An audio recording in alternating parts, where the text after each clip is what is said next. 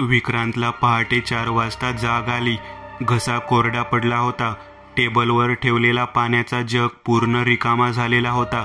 रात्री तर हा जग पूर्णपणे भरलेला होता. एवढ्यात रिकामा कधी झाला? त्याने बाजूचा छोटा दिवा चालू केला आणि बाजूला बघितलं. सीमा तिथे नव्हती. अतुल एकटाच झोपलेला दिसत होता. विक्रांत उठून बाथरूम जवळ आला. बाथरूमला बाहेरून कडी होती, म्हणजे सीमा बाथरूममध्ये नव्हती. मग ही गेली तरी कुठे यावेळी? विक्रांतला आता काळजी वाटू लागली होती. विक्रांत बेडरूममधून बाहेर आला आणि माझघरात नजर टाकली, पण सीमा तिथे नव्हती. सीमा, ए सीमा, अगं कुठे आहेस तू? त्याने आवाज दिला, पण कोणताच प्रतिसाद मिळाला नाही. आता मात्र त्याला खूपच काळजी वाटू लागली. एकतर अनोळखी जागा, त्यात मध्यरात्रीची वेळ. तो आता सावधपणे वाड्याच्या माझघरात फिरत होता आणि सीमाला शोधत होता. माझघर पूर्ण बघून झालं होतं, पण सीमा कुठेच नव्हती. तो आता पायऱ्या चढून वाड्याच्या पहिल्या मजल्यावर आला. पहिल्या मजल्यावर पूर्णपणे अंधार होता. हातात असलेल्या मोबाईलचा टॉर्च त्याने चालू केला आणि टॉर्चचा प्रकाश जिन्याच्या जवळ उभा राहूनच त्याने सर्वत्र मारला, पण तिथे कोणीच नव्हतं. तो पहिल्या मजल्याच्या खिडकीशी येऊन उभा राहिला आणि त्याने वाड्याच्या मागच्या बाजूला नजर टाकली. वाड्याच्या मागच्या बाजूला एक मोठी विहीर होती. बाहेर अंधार असल्यामुळे नीटसं काही दिसत नव्हतं, पण विहिरीच्या कठड्यावर कोणीतरी बसलं होतं. टॉर्चचा प्रकाश तिथपर्यंत जाणं शक्य नव्हतं. विक्रांत पायऱ्या उतरून माझघरात आला आणि माझघरातूनच तो वाड्याच्या मागच्या बाजूला उघडणाऱ्या त्या दरवाजाच्या दिशेने घाईघाईने चालू लागला. दरवाजा उघडून तो वाड्याच्या मागच्या बाजूला आला. विहिरीच्या कठड्यावर एक स्त्री पाठमोरी बसलेली दिसत होती. विक्रांतच्या हातापायाला कंप सुटला. सावधपणे थरथरत एक एक पाऊल पुढे टाकत तो विहिरीकडे चालू लागला.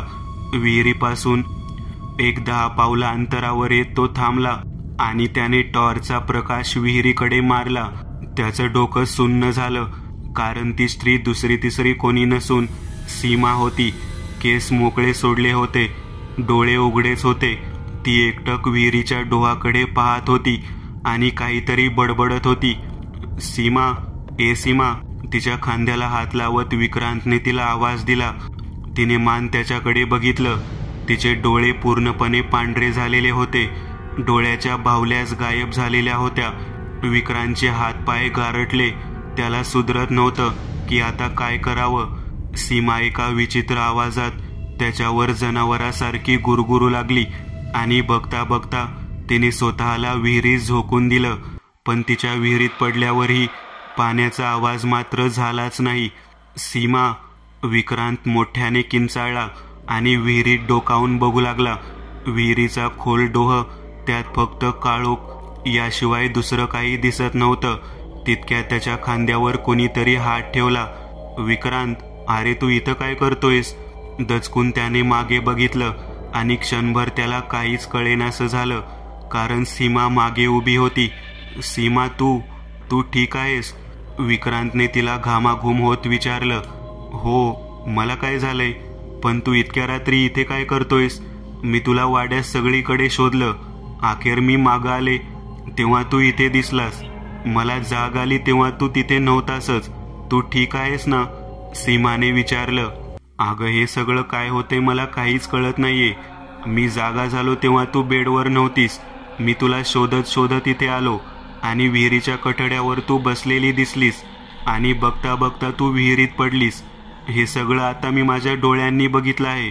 विक्रांतचा आवाज खोल गेला होता. त्याचा त्याच्या डोळ्यांवर विश्वास बसत नव्हता. विक्रांत, शांत हो. चल आतमध्ये. तुला आज सकाळी बघितलेल्या ॲक्सिडेंट नंतर हे सगळे भास होत आहेत. होतं असं. तू चल आत. शांतपणे झोप, सीमा म्हणाली. विक्रांत आणि सीमा परत एकदा बेडरूममध्ये आले.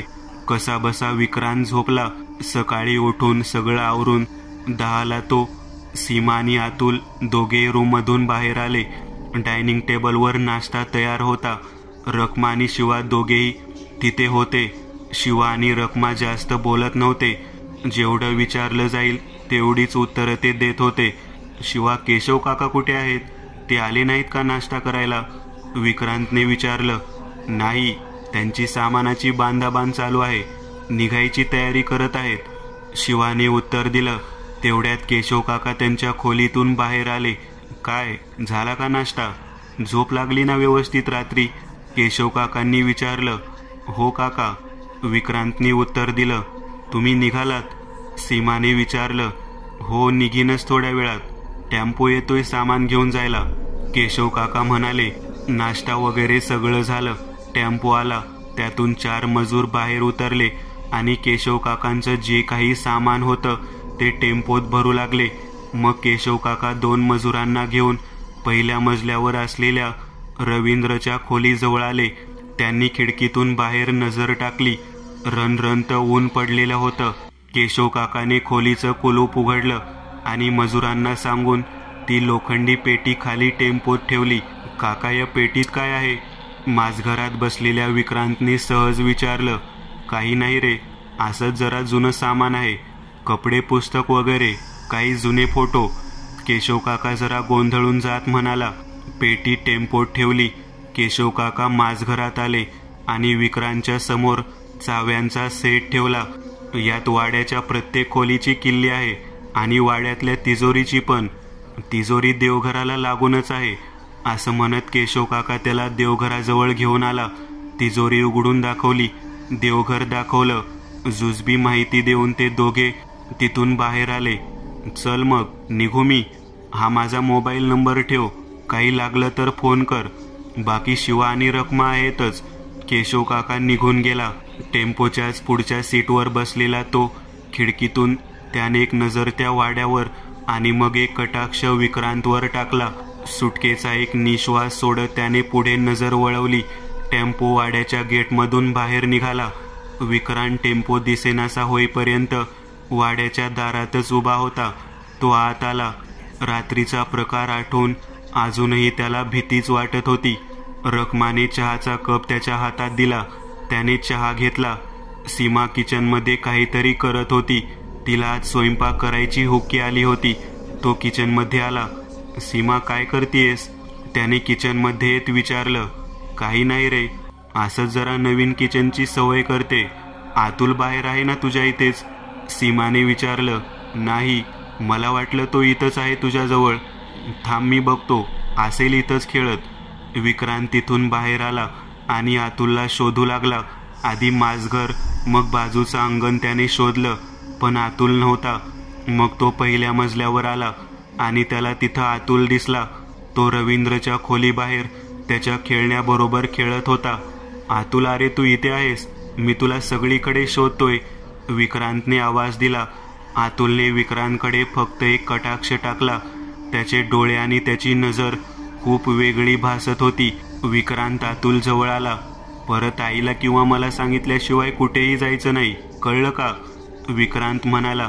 आणि तितक्यात विक्रांतची नजर अतुलच्या खेळण्याच्या गाडीवर पडली. गाडीवर एक सोन्याची मुद्रा होती. विक्रांतने ती मुद्रा हातात घेतली आणि तो ती न्याहाळू लागला.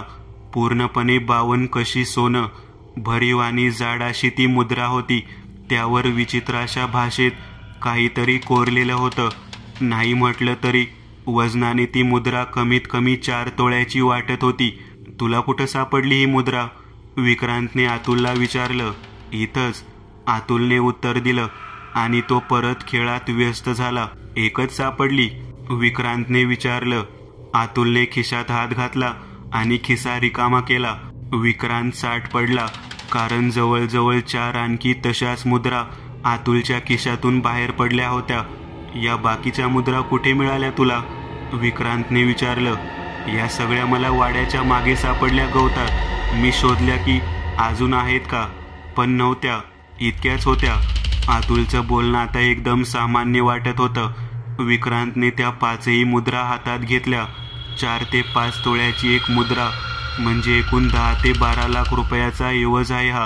पण या मुद्रा जरा वेगळ्याच वाटत आहेत आणि सोनं पण अस्सल दिसतंय. पण या मुद्रा इथं सापडणं म्हणजे जरा विचित्रच प्रकार आहे. या वाड्यात गुप्तधन वगैरे तसलं काही असू शकतं का? विक्रांतने स्वतःलाच प्रश्न केला. विक्रांत, सोन्याच्या मुद्रा आणि अतुल दोघांना घेऊन खाली आला. या वाड्यात नक्कीच काहीतरी आहे.